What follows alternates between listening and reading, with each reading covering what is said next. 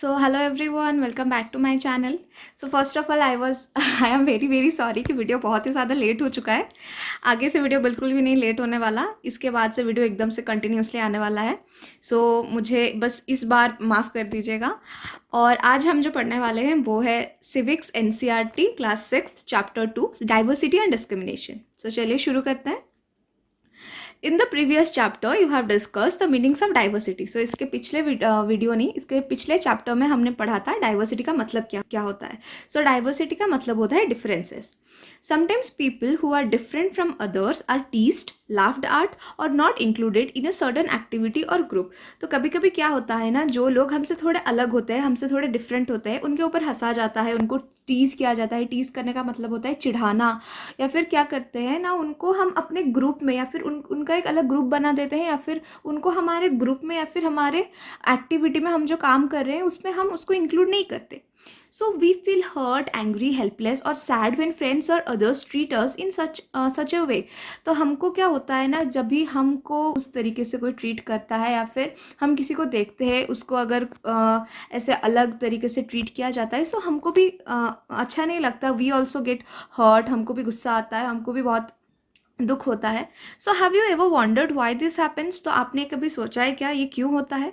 So in this chapter we will try and explore how such experiences are related to the society we live in. तो इस chapter में हम वही पढ़ेंगे कि कैसे, और जानेंगे, एक्सप्लोर करेंगे कि कैसे ये चीज़ सोसाइटी को कैसे रिलेट करता है जिसमें हम रहते हैं। और also we will look at how they are connected to the inequalities that exist around us. और हम ये भी देखेंगे कि ये जो चीज़ें हो रही है, पहली बात तो ये चीज़ क्यों हो रही है, और ये इनइक्वालिटी जो हमारे चारों तरफ इनइक्वालिटी एग्जिस्ट करता है उससे ये कैसे कनेक्ट करता है, तो वही हम इस चैप्टर में पढ़ेंगे। Okay, difference and prejudice. Difference का मतलब होता है भिन्नता, और प्रेजुडाइज का मतलब होता है जैसे कि किसी के बारे में ना जान के, किसी के बारे में कुछ जाने बिना उसको जज कर लेना। जैसे कि मैं अगर बोलती हूँ कि वो आदमी तो ऐसा ही होगा, विदाउट नोइंग हिम, मैं उसको जानती नहीं, उसके साथ कभी बात नहीं की, तो मैंने उसके बारे में जो प्रिज्यूम किया, एक थॉट प्रिज्यूम किया, उसको बोलते हैं prejudice. So there are many things that make us what we are, how we live, the languages we speak, what we eat, wear, the games we play and things we celebrate. बहुत सारे ऐसे चीज़ है जो कि हम करते हैं और जो कि बहुत ज़्यादा अलग अलग है, बहुत ही ज़्यादा वैरी करती है। हम कहाँ पे रहते हैं, हम कौन सी लैंग्वेज बोलते हैं, हम क्या खाते हैं, हम क्या पहनते हैं, हम कौन से गेम्स खेलते हैं, हम क्या क्या सेलिब्रेट करते हैं, festival. So all of these are influenced both by the geography and history of the places where we live. तो ये चीज़ें क्या होती है, बहुत ज़्यादा वैरी करती है। और ये क्यों वैरी करती है? Because of the history and the geographical of that place. जैसे कि मैंने आपको पिछले चैप्टर में भी समझाया था, क्या होता है ना, एक जगह पे अगर आप रहते हो, उस जगह का हिस्ट्री और उस जगह का जोग्राफिकल एरिया बहुत ही ज़्यादा इन्फ्लुएंस करता है डाइवर्सिटी को। So you will get an idea how diverse India if you look even briefly at the following statement. नीचे एक स्टेटमेंट दिया गया है, अगर यहाँ पे बोला गया है कि अगर उसको आप अच्छे से देखते हो, उसको आप अच्छे से पढ़ सकते हो, तो आपको एक आइडिया लग जाएगा कि हमारा इंडिया कितना ज़्यादा डाइवर्स है। So there are 8 major religions in the world. ये सारे वर्ल्ड में देर आर 8 मेजर रिलीजियंस है। Every single one of them in practised in India. ये सारे दुनिया में मेजर 8 रिलीजियंस है, धर्म है, जिनमें से सारे के सारे इंडिया में कहीं ना कहीं छोटे मोटे तरीके से प्रैक्टिस किए जाते हैं। So we have more than 1600 languages that peoples mother tongue. हमारे इंडिया में लोगों के मदर टंग मतलब मातृभाषा जो होती है वो करीबन 1600 लैंग्वेजेस से भी ज़्यादा है। So and there are more than 100 dance forms. अगर आप इंडिया में देखोगे तो ज़्यादातर 100 से भी ज़्यादा आपको डांस फॉर्म्स देखने को मिलेंगे। तो इससे आप पता चल सकता है कि कितना ज़्यादा डाइवर्सिटी इंडिया में है। सो ये this diversity is not always celebrated. लेकिन कभी कभी ये डाइवर्सिटी मतलब हम सेलिब्रेट नहीं कर पाते, हम उसको एंजॉय नहीं कर पाते। This is because we feel safe and secure with people who look talk, dress and think like us. क्यों ये चीज़ें होती है, क्यों ना हम उन्हीं लोगों से मतलब सिक्योर फील करते हैं, सेफ फील करते हैं घुलने मिलने से, क्योंकि जो हमारे जैसे ही दिखते हैं, हमारे जैसे बात करते हैं, हमारे जैसे कपड़े पहनते हैं, ये एक ह्यूमन साइकोलॉजी है। मतलब मैं उन्हीं लोगों से मिलना जुलना मुझे अच्छा लगेगा जो मेरे तरीके से है। इसका मतलब ये नहीं है जो मेरे से अलग है वो अच्छे नहीं हैं। So this is the human tendency. So इसको थोड़ा सा देखना पड़ेगा. Sometimes when we meet people who are very different from us, we may find them strange and unfamiliar. कभी कभी हम ऐसे लोगों से मिलते हैं जो हमसे थोड़े डिफरेंट होते हैं, फिर हमको वो थोड़े स्ट्रेंज मतलब अलग लगते हैं, अनफैमिलियर लगते हैं. So at times we may not understand or know the reasons why they are different from us. उस टाइम हम समझ नहीं पाते कि वो लोग हमसे क्यों डिफरेंट है. लेकिन people also from certain attitudes and opinions about others who are not like them. क्यों हम उस टाइम उनको नहीं समझ पाते? क्योंकि हमारे दिमाग में एक ओपिनियन आ जाता है. ओपिनियन मतलब एक मत रखना, एक थॉट आ जाता है कि वो ऐसे ही होंगे. So these are the things. तो यहाँ पे आपको दिया गया है प्रेजुडाइज के बारे में एक लिखने के लिए कुछ एक्टिविटी टाइप का दिया गया है. इसमें ये बोला गया है कि नीचे रूरल पीपल का मतलब होता है जो लोग गांव में रहते हैं, और अर्बन पीपल का मतलब होता है जो लोग शहर में रहते हैं. तो यहाँ पे ये बोला गया है कि आपको डिस्टिंग्विश करना है. मैं पढ़ देती हूँ आपके लिए. So look at the statements below that you believed to be true about rural and urban life in India. तो यहाँ पे नीचे कुछ स्टेटमेंट्स दिए गए हैं जो कि आपको लगता है शायद अर्बन और रूरल पीपल के लिए ठीक हो सकता है इंडिया के. So tick mark those that you agree with. तो आपको जो जो ठीक लगता है उस पर आप एग्री करते चलो, टिक मारते चलो. Do you have a prejudice against rural और अर्बन पीपल? तो पहले हम ये कर लेते हैं. सो यहाँ पे दिया गया है रूरल पीपल के बारे में. More than 50% of the Indians live in villages. Okay, आपको क्या लगता है more than 50% of Indian lives in villages? मेरे को तो हाँ आपके माइंड में आएगा कि हाँ शायद. So people in villages do not like to use modern technology. गाँव के जो लोग होते हैं उनको क्या मॉडर्न टेक्नोलॉजी यूज़ करना पसंद नहीं होता. In peak harvesting and plantation season, families spend 12 to 14 hours walking in the field. तो हम कभी कभी ये एज्यूम कर लेते हैं ना कि जब भी गांव में जो लोग होते हैं, हार्वेस्टिंग मतलब वो जो होता है ना जब आप फसल काटते हो उसको हार्वेस्टिंग बोलता है. तो उस टाइम में क्या होता है ना, लोग फैमिलीज़ जो होती है मतलब गांव के लोगों की जो फैमिलीज़ होती है वो 12 से 15 घंटे काम करते हैं. ये एक एज्यूम भी हम कर लेते हैं कभी कभी. So peoples are force to migrate to cities in search of work. तो हम ये भी सोचते हैं कि जो गांव में जो लोग रहते हैं उनको काम करने के लिए विलेज छोड़ के सिटीज़ में आना पड़ता है. तो ये भी हम कभी कभी एज्यूम कर लेते हैं. अभी चलते हैं अर्बन पीपल की तरफ. Life in the city is easy, people here are spoiled and lazy. हम ये मतलब ये यहाँ पे बोला गया है कि सिटी की जो लाइफ होती है वो क्या होती है ना, वो बहुत ही ज़्यादा लेज़ी होती है, वो बहुत ही ज़्यादा आलस वाले लोग होते हैं, बहुत ही स्पॉइल्ड मतलब बहुत बिगड़े हुए लोग होते हैं. So in cities family spend very little time with each other. शहर में क्या होता है ना, वो जो लोग होते हैं वो अपने फैमिलीज़ के साथ बहुत ही कम टाइम स्पेंड करते हैं. सो people in cities only care about money not about people. तो सिटीज़ में जो लोग रहते हैं वो क्या करते हैं, बस पैसा करते हैं, लोगों के बारे में या फिर अपने फैमिलीज़ के बारे में ज़्यादा नहीं सोचते. So living in a city is expensive. आप अगर रह रहे हो सिटी में तो बहुत ही ज़्यादा एक्सपेंसिव होगा. A large part of peoples earning is spent on rent and transport. ज़्यादातर पैसा जो लोग रह रहे हैं सिटीज़ में उनका ज़्यादातर पैसा चला जाता है रेंट में और ट्रांसपोर्ट में. सो ये थी कुछ चीज़ें जो अर्बन पीपल और रूरल पीपल के बारे में ज़्यादातर लोग एज्यूम करते हैं. बट मुझे आप ये बताइए क्या ये हमेशा सही होता है? No, right. So here we are talking about this thing. Do you have a prejudice find rural और urban people? यही होता है prejudice. इसका मतलब क्या ये होता है, रूरल पीपल जितने भी है, जो भी लोग विलेज एरिया में रहते हैं सब मतलब 12-14 घंटे दे रहे हैं, उनको टेक्नोलॉजी मॉडर्न टेक्नोलॉजी पसंद ही नहीं है. ऐसा तो नहीं है ना, कुछ लोग ऐसा होंगे लेकिन कुछ नहीं होंगे. लेकिन हम प्रिजुडाइज करते हैं, लाइक हम सोच ही लेते हैं कि गांव के लोग हैं तो ऐसे ही होंगे. फॉर अर्बन पीपल हम वही सोचते हैं कि वो लोग बहुत ही ज़्यादा लेज़ी होंगे, बिगड़ैल होंगे, उनका लाइफ बहुत ही ज़्यादा उन फैमिलीज़ को टाइम नहीं देते होंगे, पैसे के पीछे भागते होंगे. तो हम ये सब प्रिज्यूम कर लेते हैं, right. So this is called prejudice. So find out if this is shared by others and discuss the reasons why people have these prejudice. तो आपको ये जानना है और आपको बातचीत करके ये पता लगाना है कि सच में ये होती है क्या. तो ये था एक आपका छोटा सा activity. So some of the statements see villagers as ignorant and see people in cities as money minded and lazy. तो हम जो ये स्टेटमेंट्स यहाँ पे देखे उससे ये पता चलता है कहीं ना कहीं विलेजर्स को हम ऐसे देखते हैं कि वो बहुत ही ज़्यादा इग्नोरेंट मतलब उनको हम ज़्यादा इम्पोर्टेंट नहीं दे रहे हैं. और जो पीपल सिटीज़ में होते हैं वो बहुत ही ज़्यादा मनी माइंडेड और लेजी होते हैं. But this is not the true. When our opinion about certain people are always negative, seeing them as lazy or stingy are some of the statements, then these become prejudices that we carry about them. तो क्या करते हैं हम, अगर हम इस तरह के मत बना ले, मत मतलब ओपिनियन का मतलब होता है मत बनाना, अगर हम ऐसे थॉट्स बना ले, ओपिनियंस बना ले कुछ लोगों के बारे में कि वो तो ऑलवेज नेगेटिव होते हैं, जैसे कि ये सारे स्टेटमेंट्स है, तो हम वहाँ पे प्रिजुडाइज क्रिएट कर रहे हैं, हम उन लोगों के बारे में गलत थॉट्स बना रहे हैं, उनको बिना जाने, उनके बारे में बिना जाने, उनसे कभी मिले, उनसे कभी बात किए. So this is prejudice. Prejudice means to judge other people negatively or see them as inferior. तो prejudice का मतलब होता है, ये बहुत ही इंपॉर्टेंट है. सो prejudice का मतलब ये होता है, prejudice means to judge other people negatively or see them as inferior. लोगों को नेगेटिवली देखना, लोगों को नेगेटिवली जज करना, या फिर उनको खुद से मतलब खुद को सुपीरियर और उनको इन्फीरियर बनाना, तो यही होता है prejudice. When we think that only one particular way is the best and right way to do things, we often end up not respecting others.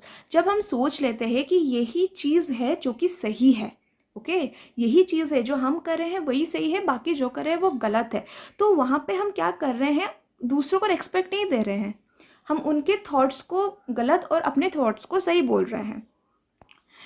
So, for example, if we think English is the best language and other languages are not important, we are judging these other languages negatively. जैसे कि मैं अगर आपको बोलूँ for example, English जो है वो बहुत ही ज़्यादा बेस्ट लैंग्वेज है, तो इसका मतलब ये क्या है, हिंदी अच्छा नहीं है. So this is the thing. Okay, so हम अगर बोल देंगे ये चीज़ बेस्ट है और सारी चीज़ें बेकार है, तो हम वहाँ पे अलग सारी चीज़ों को नेगेटिवली ले रहे हैं, तो वही होता है prejudice. So as a result we might not respect people who speak languages other than English. तो फिर क्या होता है, अगर कोई इंसान इंग्लिश, हम बोल देते हैं ना English is the best language, तो और कोई इंसान जो इंग्लिश में बात नहीं कर रहा है, तो हमको वो लगता है कि वो अलग है, वो इन्फीरियर है, वो नेगेटिव है. So this is the thing. We can be prejudiced about many things: people's religious beliefs, the color of their skin, the region they come from. Yes, we do, guys. Like ये हम करते हैं, we prejudiced, हम बहुत ज़्यादा लोगों को negatively जज करते हैं in the basis of religion. धर्म के मामले में हम तो ज़्यादातर बोल देते हैं ना, मुस्लिम्स जो होते हैं वो ज़्यादातर टेररिस्ट होते हैं, but this is not true. We also judge people on the basis of their skin color, और वी ऑल्सो जज people the reason they came from. मतलब जैसे हमारा जो नॉर्थ ईस्ट का पार्ट है, सेवन सिस्टर्स, वहाँ पे लोग ज़्यादातर उनको चीनी बोलते हैं. So this is not good thing. Okay, वो भी तो हमारे इंडिया के पार्ट है ना, तो हमको उनको क्यों ऐसा बोलना. So the accent they speak, वो जैसे बात करते हैं, the clothes they wear etcetera, so we have जज them negatively. Often our prejudices about others are so strong that we don't want to form friendship with them. तो क्या होता है ना, हमारा जो प्रिजुडाइस होता है इतना ज़्यादा स्ट्रॉन्ग होता है, मतलब हमारा जो थॉट होता है उनके बारे में वो इतना ज़्यादा स्ट्रॉन्ग होता है कि हम उनके साथ घुल मिल नहीं पाते, हम उनके साथ फ्रेंडशिप्स नहीं कर पाते. At times we may even act in ways that hurt them. फिर हम ऐसा कुछ कर देते हैं जिनसे वो हर्ट हो जाते हैं. अभी हम पढ़ेंगे creating stereotypes. All of us are familiar with gender differences. What does it mean to be a boy or girl? Many of you would say we are born as boys and girls. It is a given. What is there to think about? तो gender biases के बारे में आपको gender differences के बारे में आपको तो सब पता ही होगा. हम बॉयज़ होते हैं या फिर गर्ल होते हैं, तो कभी कभी क्या होता है ना, हम बॉयज़ को और गर्ल्स को डिफ्रेंशिएट कर देते हैं. लाइक बॉयज़ अगर हो तो ये करना चाहिए, गर्ल्स अगर हो तो ये करना चाहिए. अभी हम उसी के बारे में पढ़ेंगे. यहाँ पे एक बहुत ही ज़्यादा अच्छा, मुझे तो बहुत ही ज़्यादा अच्छा लगा, यहाँ एक एक्टिविटी दिया गया है जिसमें आपको बोला गया है कि यहाँ पे कुछ स्टेटमेंट्स दिए गए हैं. See, so there are few statements. तो आपको क्या करना है, इनमें से क्या गर्ल्स या फिर क्या बॉयज़ है उसको आपको डालना है. चलिए शुरू करते हैं. सो दे आर वेल बिहेव्ड, तो आपको क्या लगता है ये बॉयज़ होगा या गर्ल होगा? Yes, for sure it's saying about a girl. So they are soft spoken and gentle. Yes, ये भी गर्ल के बारे में बता रहा है. They are physically strong. Yes, आपके दिमाग में बॉयज़ ही आया होगा. दे आर नॉटी, आपके दिमाग में फिर भी बॉयज़ आया होगा. They are good at dance and painting. Yes, girl. They don't cry. Yes, boys. They are rowdy. Also boys. They are good at sport. ये सब स्पोर्ट्स में अच्छे होते हैं. Yes, boys again. They are good at cooking. वो cooking में अच्छे होते हैं. Girls. They are emotional. Also girls. तो समझ में आ रहा है ये जो सब चीज़ें हैं हम इनको क्या कर रहे हैं, अलग अलग कर रहे हैं। मुझे आप बताइए क्यों वेल बिहेव्ड तो बॉयज़ भी हो सकते हैं, गर्ल्स होना क्या कंपलसरी है? No, right. So they are emotional, boys भी इमोशनल हो सकते हैं, बॉयज़ भी रो सकती है, बॉयज़ भी, गर्ल्स भी स्पोर्ट्स में अच्छी हो सकती है। So these are some stereotypes we are creating in our society. So right now we are heading for this. If we take the statement they don't cry, you will see that this is a quality that is generally associated with boys and men. अगर हम ये statement को अभी consider करें that they don't cry, आपके दिमाग में यही आएगा कि बॉयज़ के ये जो क्वालिटी है वो बॉयज़ में नहीं होना चाहिए. As babies or children, when boys fall and hurt themselves, their parents and other family members often console them by saying don't cry. जब भी बच्चे होते हैं हम, अगर कोई बेबी बॉय है जब वो गिर जाता है, उसके फैमिली मेम्बर्स और उसके फैमिली रिलेटिव्स और उसके पेरेंट्स उसको बोलते हैं कि don't cry, you are a boy. Okay, तो इसका मतलब क्या है, वो बॉय है तो क्या वो रो नहीं सकता? उसका भी तो इमोशन है, right? So these are the things we are creating stereotype here. So boys are brave, they don't cry, वो ऐसे भी बोलते हैं. As children grow up, they start believing that boys do not cry, so that even if a boy feels like crying, he stops himself from crying, from doing so.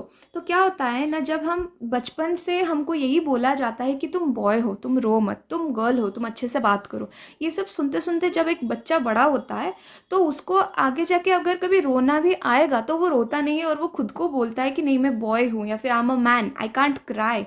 Okay, so he also believes that crying is a sign of weakness. उसको ये लगने लगता है कि जो रोता है वो वीक होता है.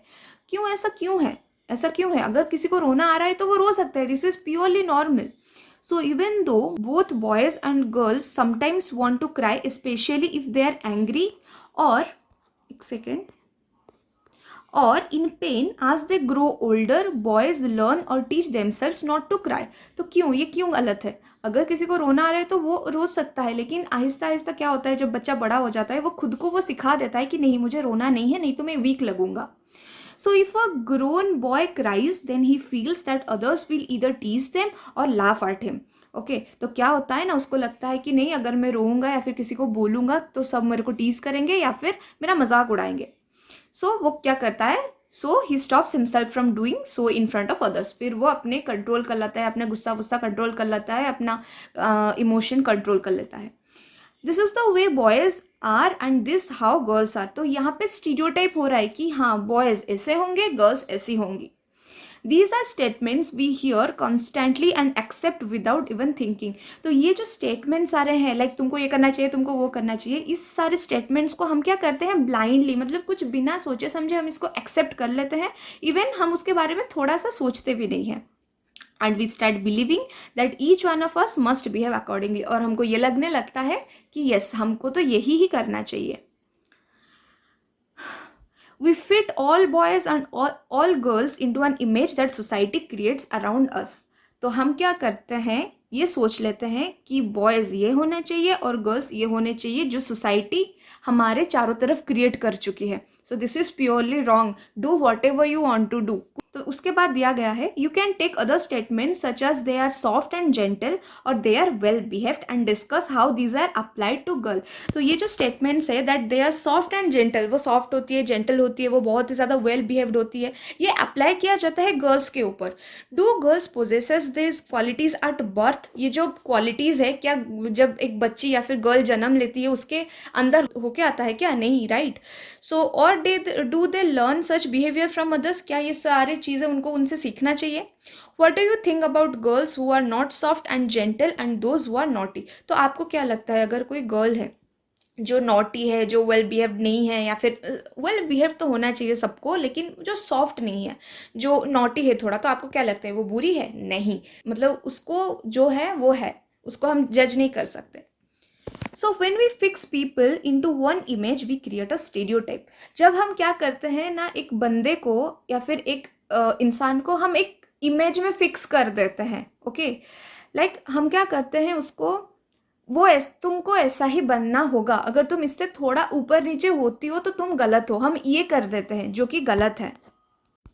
When people say that those who belong to a particular country religion, sex, race or economic background and stingy, lazy, criminal or dumb. They are using stereotypes. अगर आप कभी भी सुनो लोग ऐसा बात करते हैं कि अरे वो तो यहाँ से आया है यही होगा, अरे वो तो ऐसा दिखता है ऐसा होगा, वो तो इस धर्म का है ऐसा होगा, तो अगर हम ये बोल रहे हैं हम यहाँ पे स्टीरियोटाइप्स क्रिएट कर रहे हैं. Okay, so there are stingy and generous people everywhere. मतलब यहाँ पे ये बोला जा रहा है कि जेनरस पीपल और स्टिंगी पीपल जो होते हैं वो सारे जगह पे होता है. ऐसे नहीं कि वो जो यहाँ से बिलोंग करता है वही ऐसा होगा, जो इस रिलीजन से बिलोंग करता है वही ऐसा होगा. No, nothing like that.